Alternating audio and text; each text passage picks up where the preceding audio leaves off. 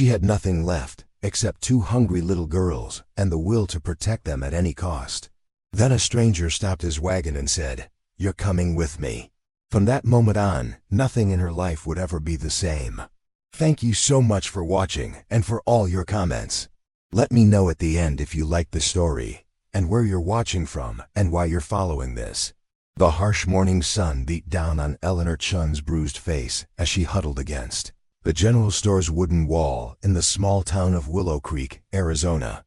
The year was 1885, and for a Chinese immigrant woman with 2 baby girls in tow, life in the American West was merciless. Her husband had abandoned her after the birth of their second daughter, claiming she was cursed to only bear females, worthless in his eyes. The bruises that colored her cheekbone and eye were his parting gift.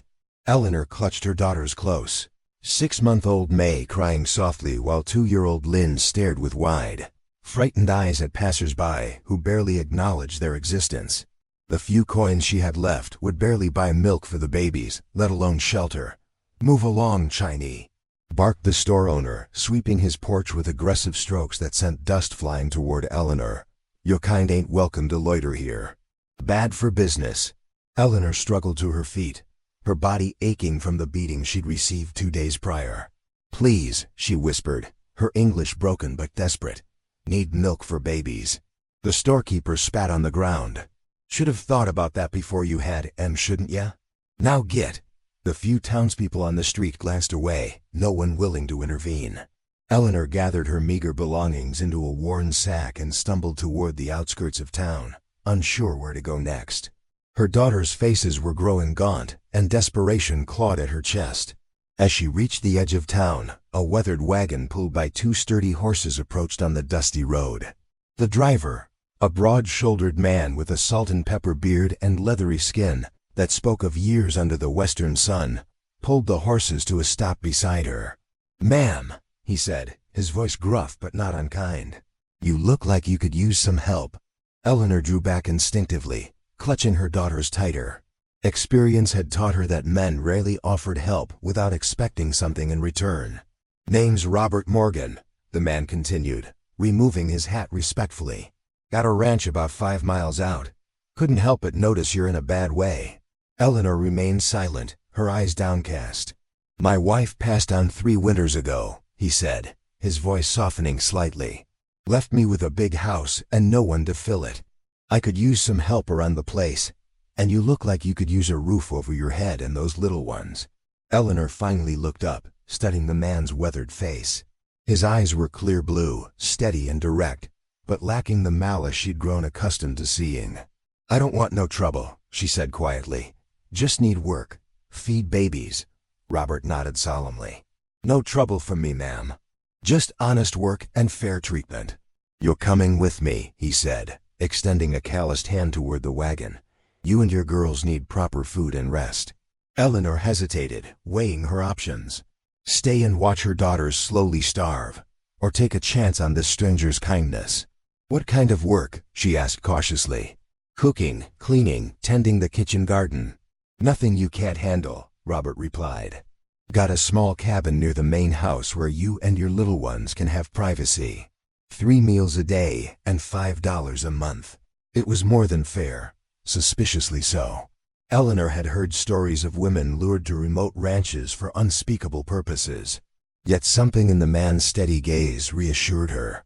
"My name Eleanor," she finally said. "Daughters Lynn and May." Robert nodded and helped her onto the wagon seat, careful not to touch her more than necessary. As they pulled away from town, Eleanor felt eyes burning into her back. She turned to see the storekeeper watching with a scowl, muttering something to a man beside him. The wagon jostled along the rutted road, each bump sending pain through Eleanor's bruised ribs. Little May had finally fallen asleep against her chest, while Lynn stared wide-eyed at the passing landscape. "What happened to you?" Robert asked after they'd traveled in silence for some time, his eyes briefly flicking to her bruises. Eleanor tensed.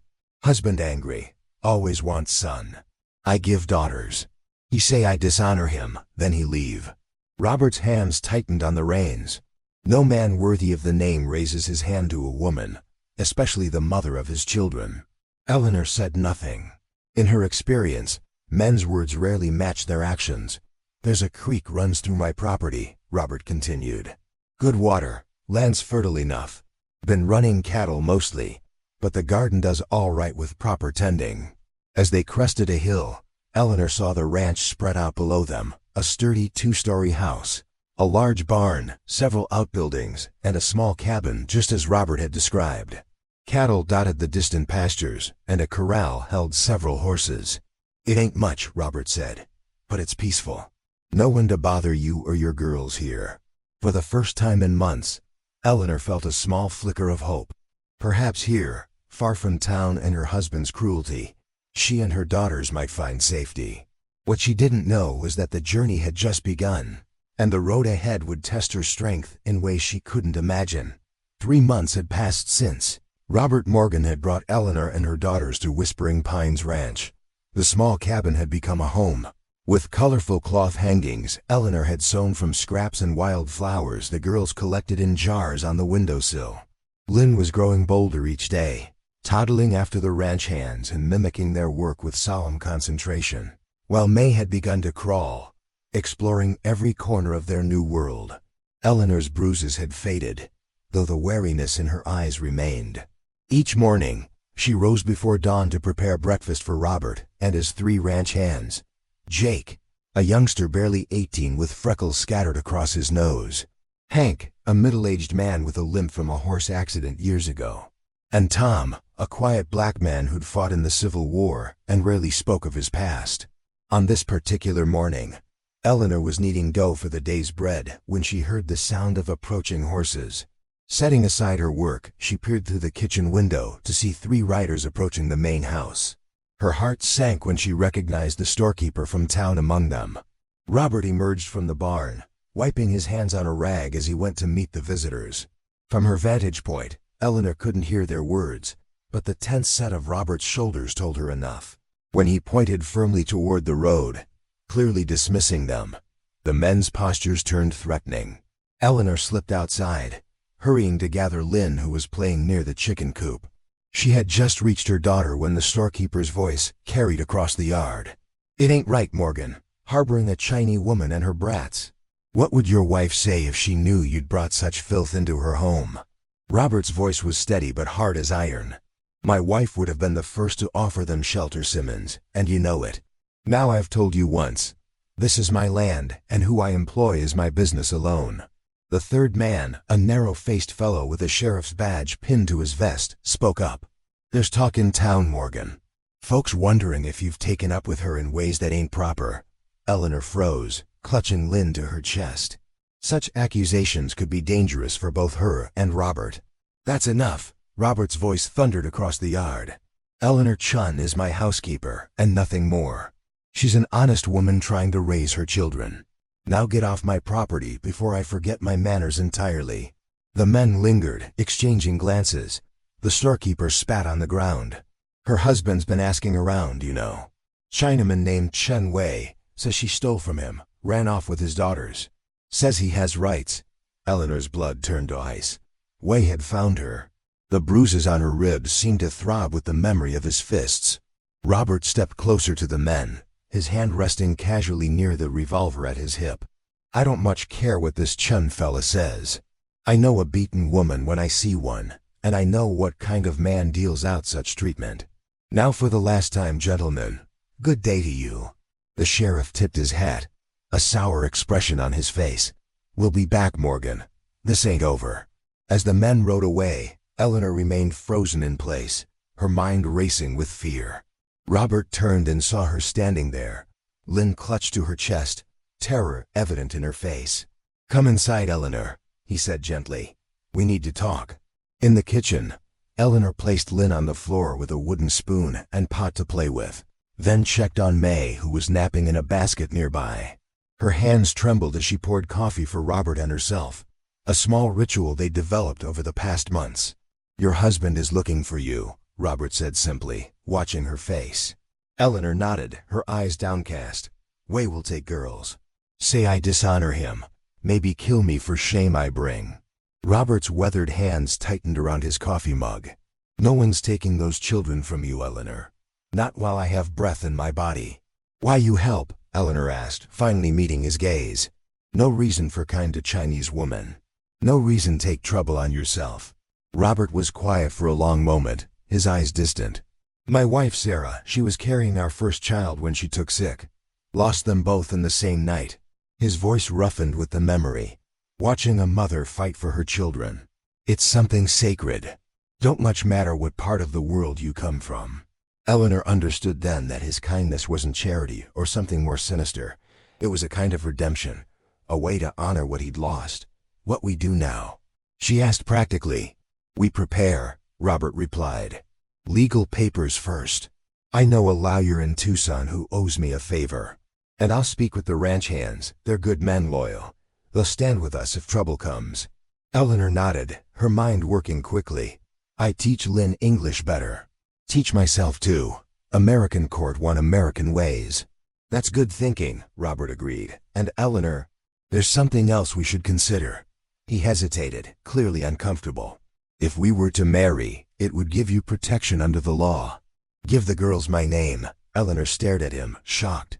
You want marry Chinese woman? I'm suggesting a partnership, Robert clarified. For your protection and the children's.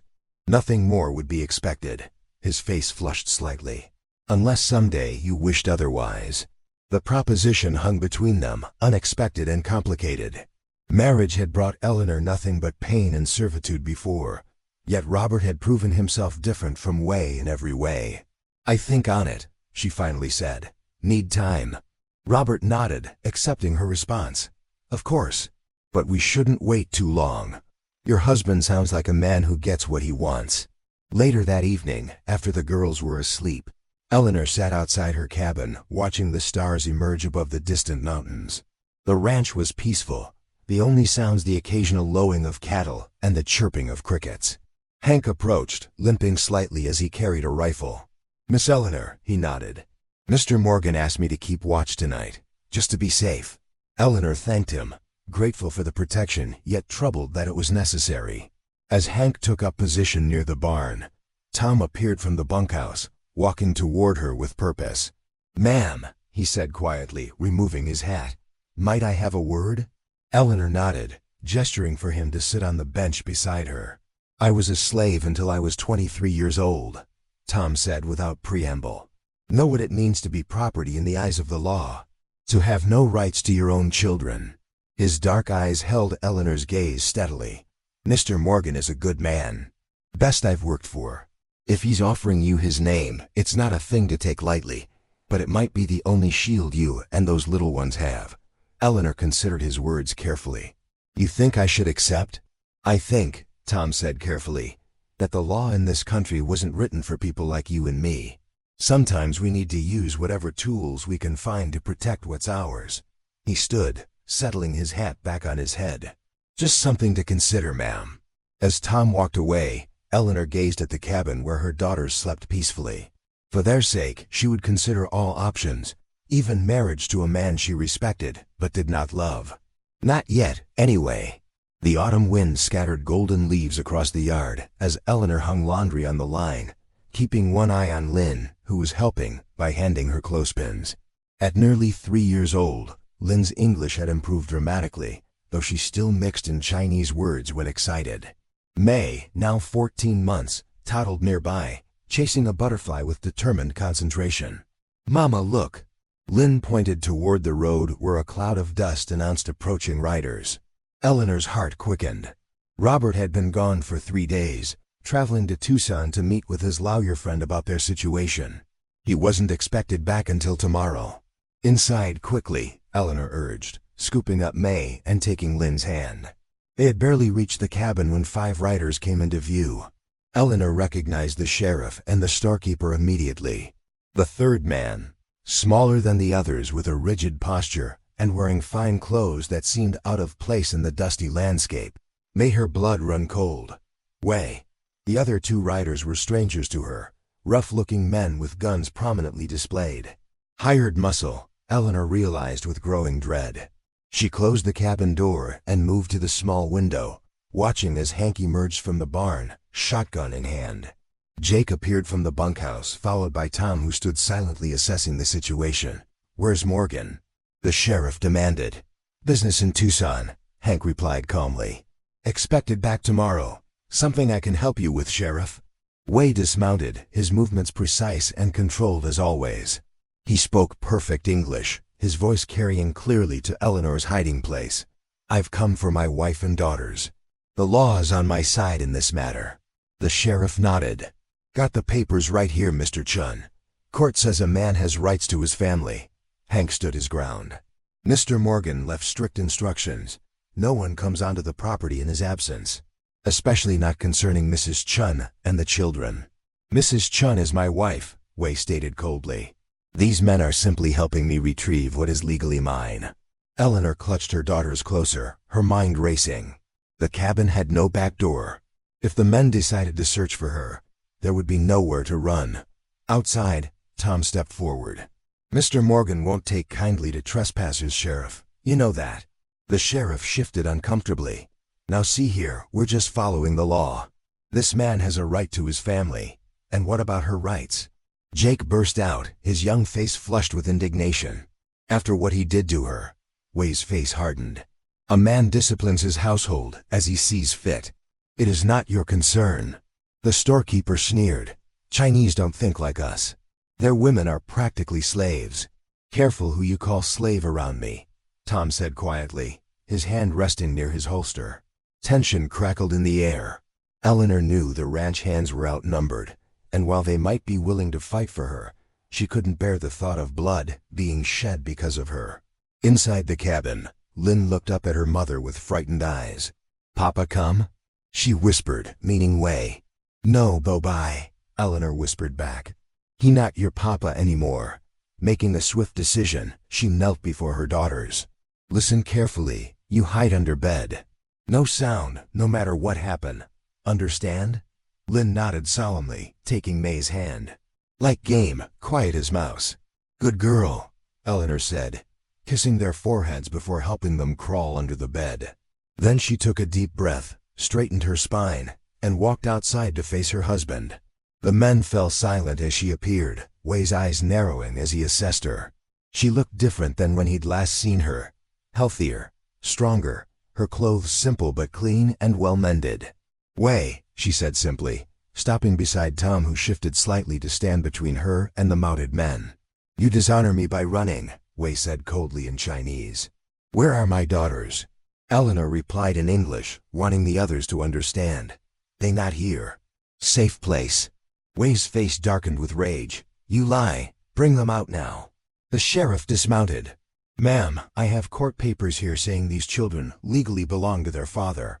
"You need to comply." Eleanor stood her ground. "What court?" "I never go to court. Never speak to judge." The sheriff looked uncomfortable. "Well, that's not... the law is clear about a father's rights." "And what about mother rights?" Eleanor challenged, her broken English nevertheless forceful. "In America, women have rights too, yes?" "She's stalling," Wei snapped. "Search the buildings, find my daughters." The two unknown men dismounted, moving toward the cabin. Tom and Hank immediately stepped into their path, weapons ready. "That's far enough," Hank warned.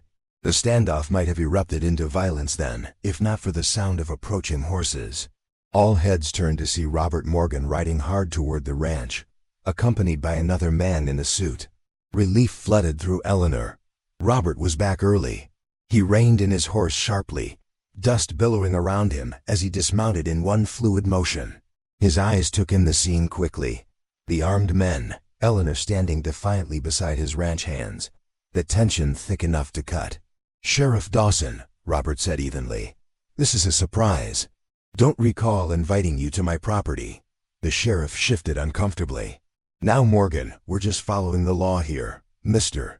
Chun has legal claim to his wife and children." The man in the suit stepped forward, introducing himself. "James Harrington, attorney at law.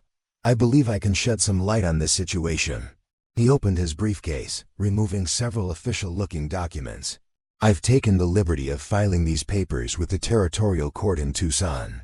They grant temporary guardianship of Lynn and Mei Chun to Mr. Robert Morgan, pending a full hearing. Wei's face contorted with rage. This is outrageous. They are my blood. Blood doesn't give you the right to beat their mother, Robert said coldly, or to abandon them without provision. The law, the sheriff began. The law, Harrington interrupted smoothly, also takes a dim view of abandonment and physical abuse, Sheriff. Especially when there are witnesses. He nodded toward the ranch hands. I've taken sworn statements from these gentlemen regarding Mrs. Chun's condition when she arrived here. Eleanor watched the exchange with growing hope. She hadn't known about Robert's plan, but she could see that Wei was caught off guard. Wei turned to her, speaking rapidly in Chinese. You think you can defy me? I will destroy you for this shame. No court will choose a Chinese woman over her husband. Eleanor replied in English, her voice steady. America different from China. Here, women can choose. One choose freedom for my daughters. The standoff continued for several tense moments before the sheriff finally sighed. Seems we have competing legal claims here. This'll need to be sorted out proper, like in court. He turned away. Mr. Chun, I suggest you return to town with us. Nothing more to be done today. Wei's face was a mask of cold fury as he remounted his horse. This is not over, he said to Eleanor. A wife belongs to her husband. The courts will see reason. As the unwelcome visitors rode away, Robert turned to Eleanor. Are you all right, the girls? They hide under bed, Eleanor said, already hurrying back to the cabin. Lynn, May, safe now.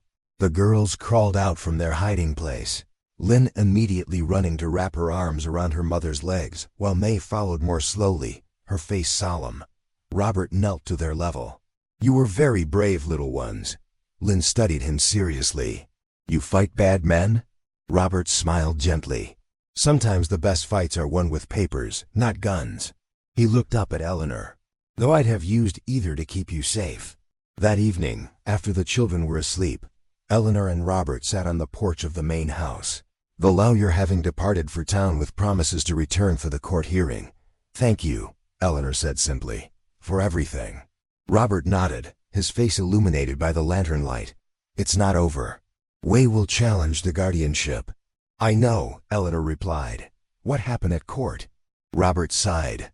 It's complicated. The territorial judges can be unpredictable. Some might favor Wei simply because he's the father. Others might consider the abandonment and abuse. He hesitated.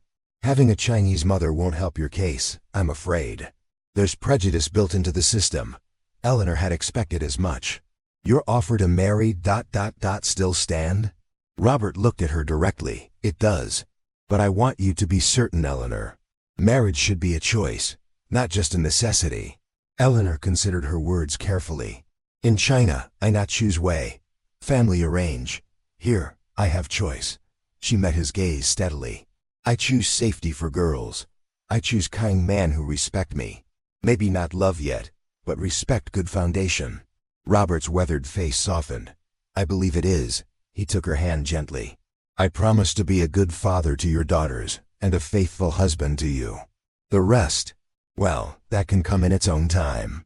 As the stars appeared overhead, Eleanor felt something unfamiliar settling in her chest. Not just hope, but a cautious sense of belonging.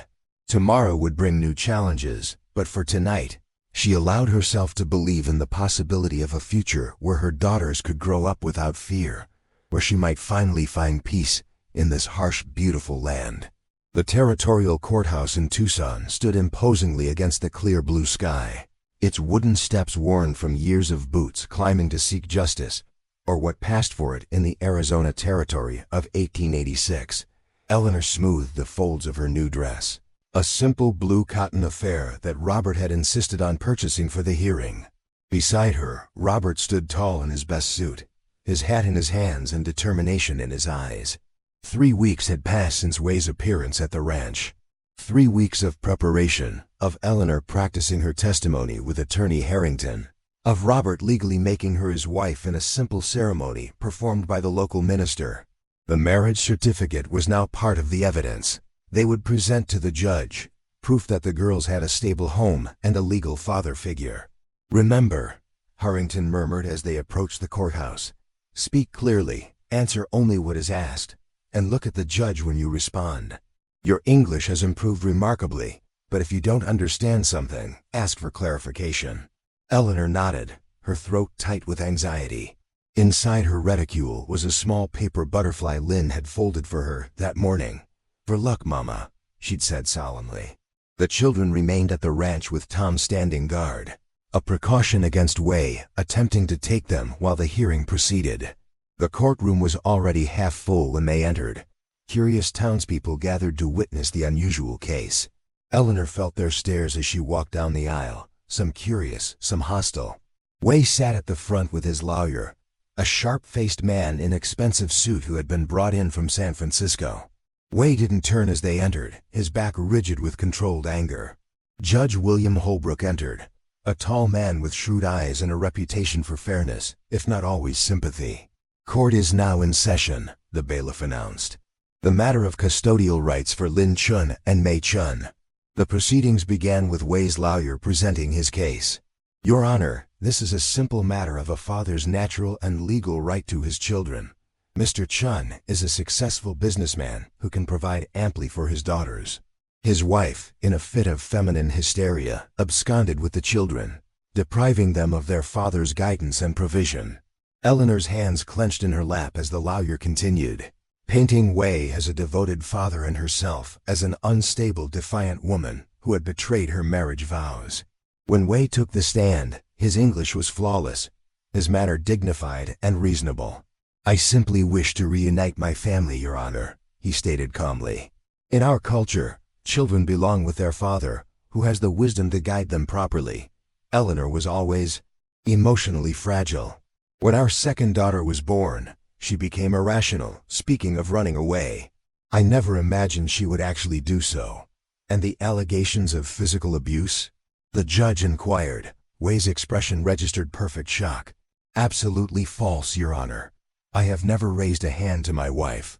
These bruises she claims I inflicted, if they existed at all, must have occurred during her flight or afterward.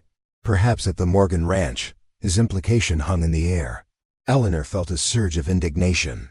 Robert's hand covered hers briefly, steadying her. When it was their turn, Harrington called Robert to testify first. He spoke plainly about finding Eleanor and her daughters near starvation, about the visible bruises on her body, and about the progress the family had made at his ranch. "Your Honor, I've come to care deeply for Eleanor and her children. Deeply enough that I've made her my wife, legally and properly. Those little girls are flourishing now. They're learning English, gaining strength, losing that haunted look in their eyes. Sending them back to a man who abandoned and abused them would be nothing short of cruel." Wei's lawyer cross-examined aggressively. "Mr. Morgan, isn't it true that you needed a housekeeper? A convenient woman to cook and clean for you? Perhaps even to warm your bed?" Robert's jaw tightened, but his voice remained steady. "I married Eleanor because I respect her courage and determination. Because her daughters deserve safety and stability. How convenient that this respect also provided you with a ready-made family," the lawyer sneered. "Objection," Harrington called. "Counsel is badgering the witness." "Sustained," Judge Holbrook ruled. "Move on, counselor." When Eleanor finally took the stand, her heart pounded so hard she feared everyone could hear it. She placed her hand on the Bible, swore to tell the truth, and faced the courtroom. "Mrs. Morgan," Harrington began gently, "please tell the court why you left your first husband." Eleanor took a deep breath. "Way angry when second daughter born. Want son. Say I failure as wife. He hit me here," she touched her ribs. "And here," her cheek. "Say he send daughters away. Try again for son. I afraid for girls. Run away to protect them. And how are your daughters treated by Mr. Chun?" Eleanor's eyes filled with tears. "He never hold May. Never," say she disappointment. "Lin afraid of father. Hide when he come home." She straightened her shoulders. "In America, I learned children precious, boy or girl same value, not so for Wei." Wei's lawyer approached for cross-examination, his expression contemptuous. "Mrs. Morgan, or should I say Mrs. Chun, since your second marriage is of questionable legality, isn't it true that you stole money from your husband before fleeing?" "No," Eleanor replied firmly. "Take only clothes for children. Few dollars Wei give for household, nothing else." And isn't it true that you've been taught what to say today? That your new husband and his lawyer have coached you to malign Mr. Chun? Eleanor met his gaze steadily. Truth need no coaching. I speak what happened. The lawyer changed tactics. In your culture, Mrs. Chun, children are considered the father's property, are they not? You've violated your own traditions by taking them. Eleanor's response was measured. I come to America for new life. In America, mother can protect children. I become American now. Robert, teach me about liberty. The questioning continued, growing increasingly hostile until Harrington objected and the judge instructed Way's lawyer to moderate his tone. Finally, the testimonies concluded. Hank and Jake had testified to Eleanor's condition upon arrival at the ranch. The town doctor reluctantly confirmed he had treated Eleanor for injuries consistent with her claims. The sheriff, caught between conflicting loyalties, admitted there had been no legal proceedings granting Way custody before the current hearing. Judge Holbrook studied both parties thoughtfully. This court will recess for 1 hour while I consider my ruling. The longest hour of Eleanor's life followed. She sat quietly beside Robert in an anteroom, unable to eat the sandwich he'd brought her, her thoughts with Lynn and May back at the ranch. Whatever happens, Robert said softly, we'll face it together. I won't give up on you or the girls. Eleanor nodded, drawing strength from his steadfast presence. When court reconvened, the room fell silent as Judge Holbrook cleared his throat. This is a complex case involving cultural differences, allegations of abuse, and the welfare of 2 young children. I've reviewed the testimony and evidence carefully. He peered over his spectacles at Way. Mr. Chun, while I acknowledge a father's traditional rights, this court cannot ignore credible evidence of physical abuse and abandonment. Your statements regarding your daughter's value based on their gender are deeply troubling. Way's face remained impassive, but Eleanor could see the tension in his shoulders. Mrs. Morgan, the judge continued, turning to Eleanor, your decision to flee with your children was understandable under the circumstances, though irregular. You've demonstrated commendable effort to establish a stable home for your daughters. The judge folded his hands. It is the finding of this court that the best interests of Lynn Chun and May Chun will be served by remaining in the custody of their mother, Eleanor Morgan, and her husband, Robert Morgan. Mr. Chun will be permitted monthly visitation rights, to be supervised until this court deems otherwise. Relief flooded through Eleanor so powerfully she nearly collapsed. Robert's arm steadied her as Wei erupted in protest, shouting in Chinese before his lawyer could restrain him. This is not the end, Wei declared, pointing at Eleanor. No wife defies her husband without consequences. That's enough, Mr. Chun, the judge warned. One more outburst and I'll hold you in contempt. Furthermore, I'm issuing a restraining order preventing you from approaching the Morgan Ranch or attempting to remove the children from their mother's custody. Violation will result in immediate imprisonment. As they left the courthouse, Eleanor felt as though she were floating, hardly able to believe their victory. Outside, Robert lifted her hand to his lips in a gesture of respect that made her cheeks warm. Let's go home to our girls, he said simply. The journey back to the ranch seemed shorter somehow, the landscape more vibrant with promise. When they arrived, Lynn and May ran to meet them, their faces alight with joy. Mama! Papa Robert, Lynn called, using the name she'd chosen for her new father. Eleanor knelt to embrace her daughters, breathing in their sweet scent, marveling at how much they'd already grown in the months since their arrival at Whispering Pines.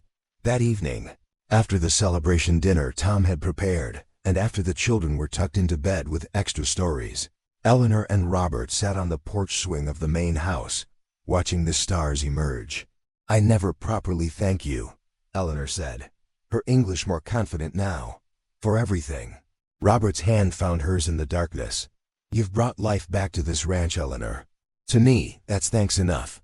Way's still angry, she said, naming the fear that lingered despite their victory. He not forget easily. We'll be vigilant, Robert assured her.